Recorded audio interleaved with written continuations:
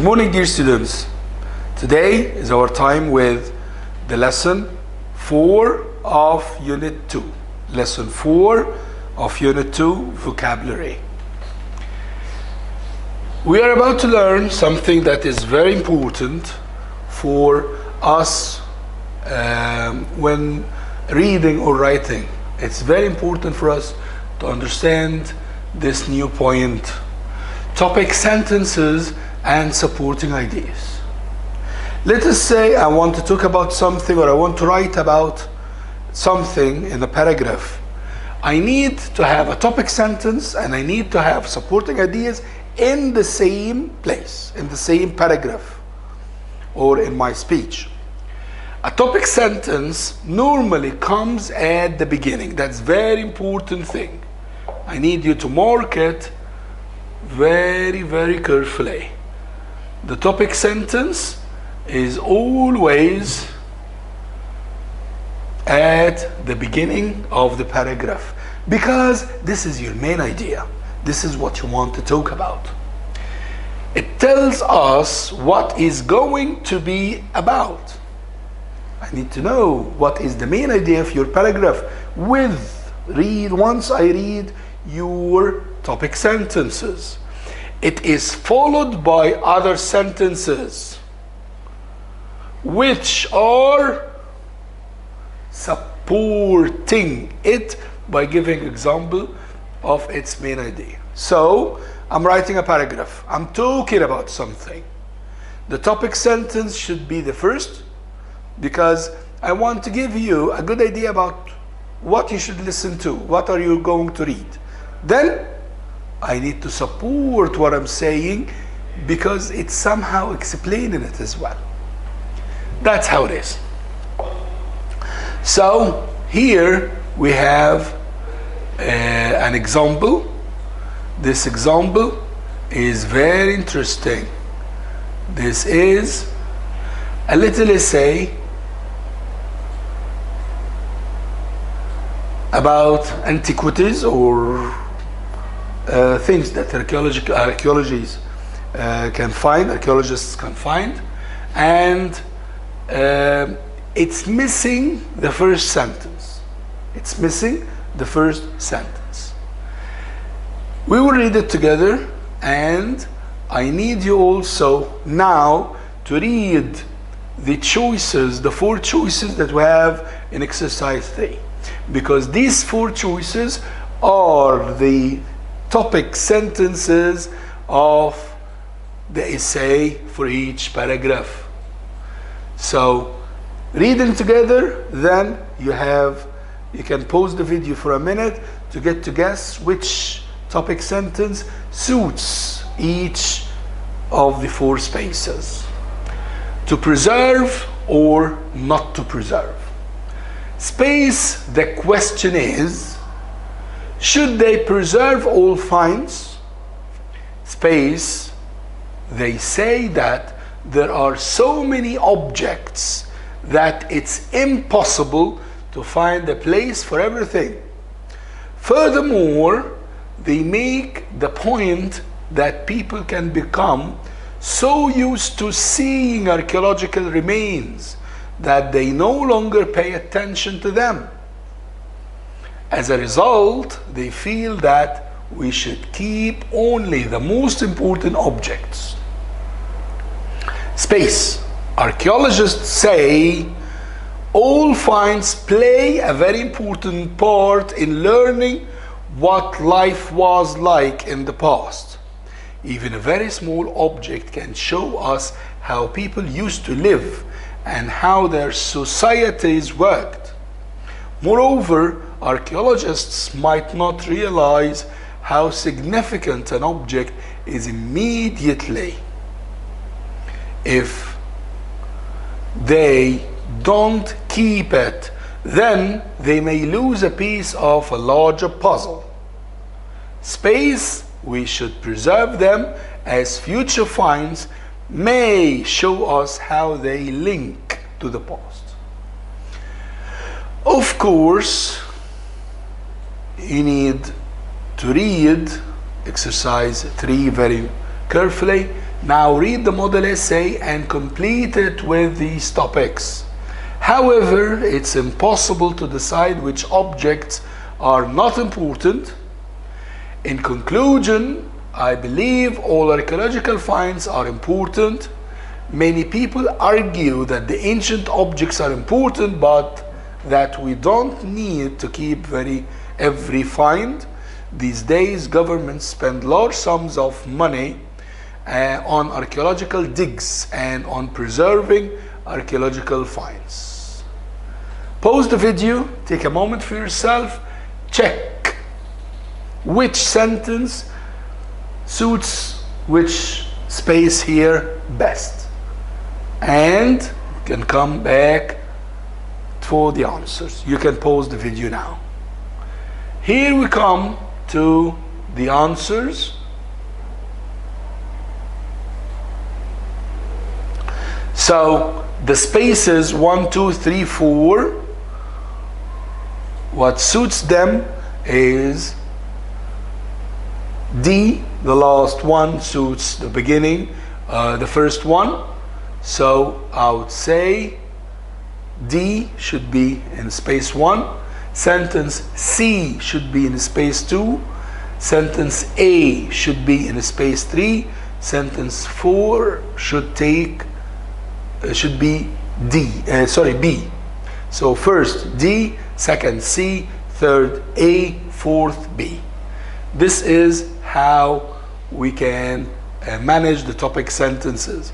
As we agreed together, the topic sentence should talk about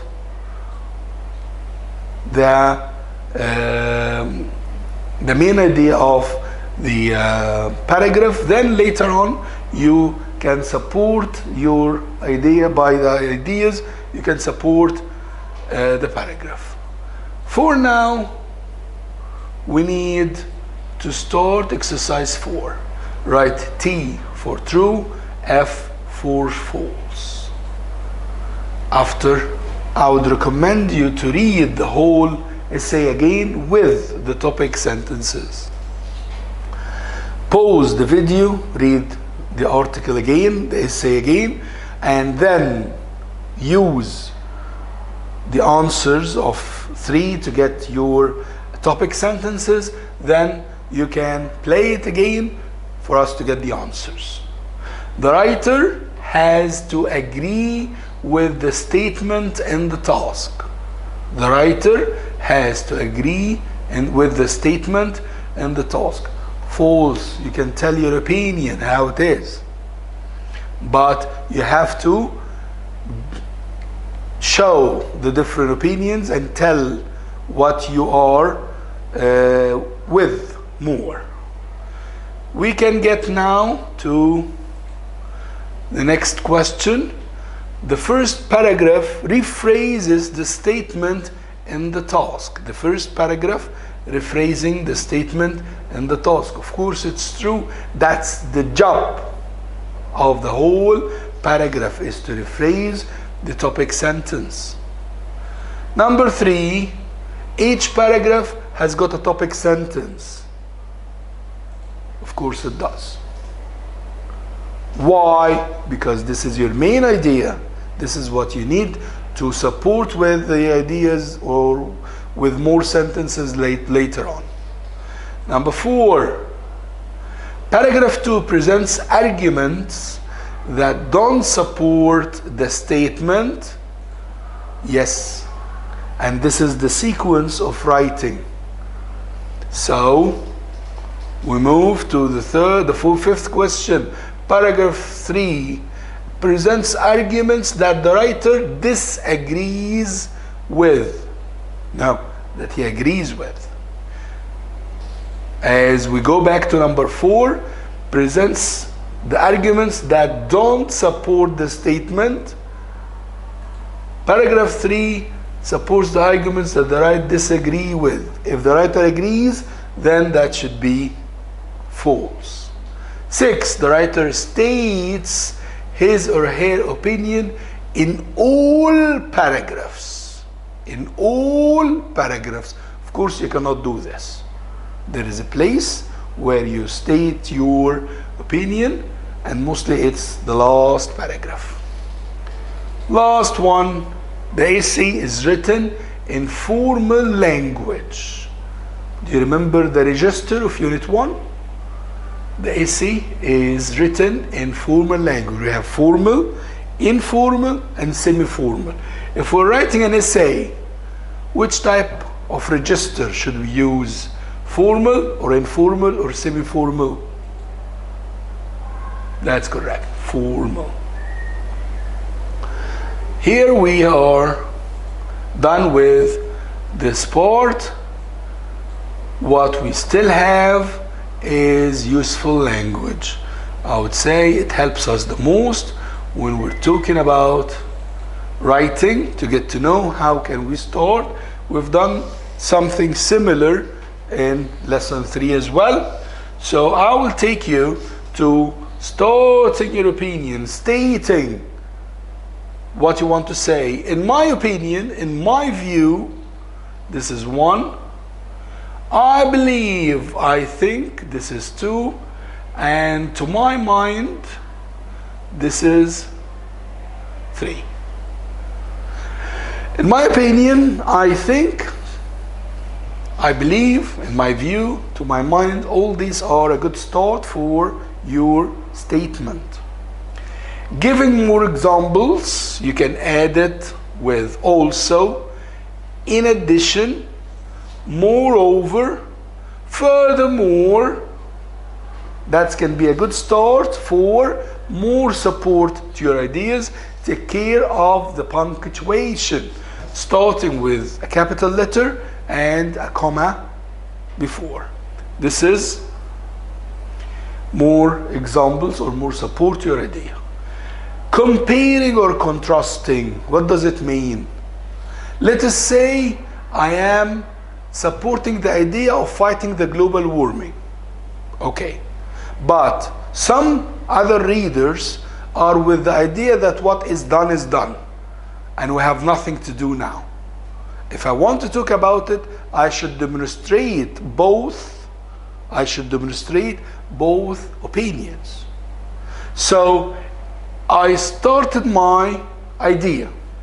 I gave more support to my idea in another paragraph by adding further knowledge about it.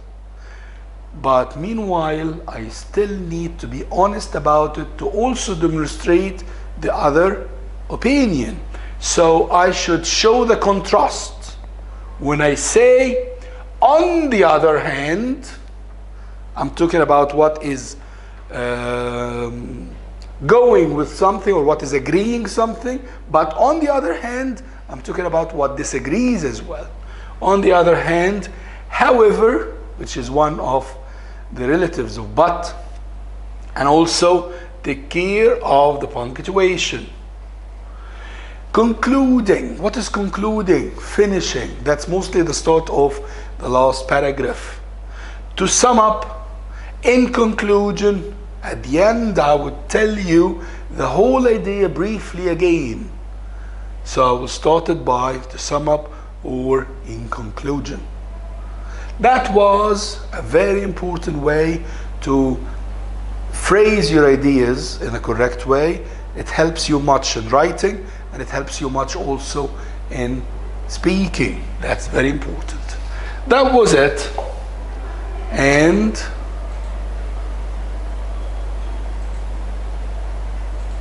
I would say that's the end of our lesson.